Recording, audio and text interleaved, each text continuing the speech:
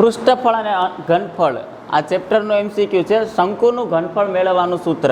હવે જો શંકુનું ઘનફળ, પહેલાં તો શંકુનો 3D શેપ, આ આપણે દોર્યું શંકુ. આ શંકુનું ઘનફળ મેળવવાનું સૂત્ર. ખરેખર શંકુ શેમાંથી બને? શંકુ બને નળાકારમાંથી. જો આપણો આ 3D શેપ નળાકાર,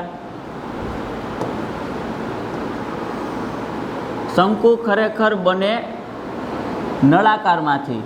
હવે નળાકારનું ઘનફળ મેળવવાનું સૂત્ર આપણે શીખી ગયા, πr²h. નળાકારનું ઘનફળ મેળવવાનું સૂત્ર πr². ખરેખર નળાકાર કેમાંથી બને? તો કે નળાકાર એક રૂપિયાનો સિક્કો મૂકું, એની ઉપર બીજા રૂપિયાનો સિક્કો.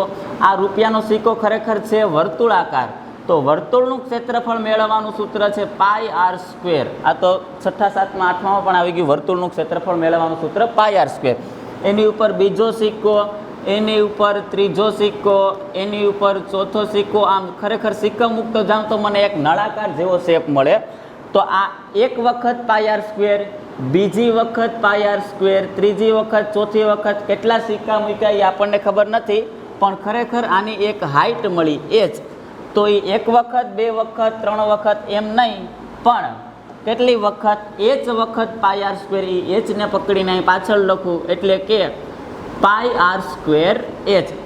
જો નળાકારનું ઘનફળ થાય πr²h, નળાકારનું ઘનફળ πr²h થાય તો શંકુ એ નળાકારનો કેટલામો ભાગ છે? એક બાજુ આ ભાગ કાઢી નાખ્યો, એક બાજુ આ, અને ત્રીજો વૈધ્યો.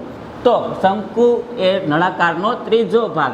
તો ત્રીજા ભાગનું πr²h આ શંકુનું ઘનફળ.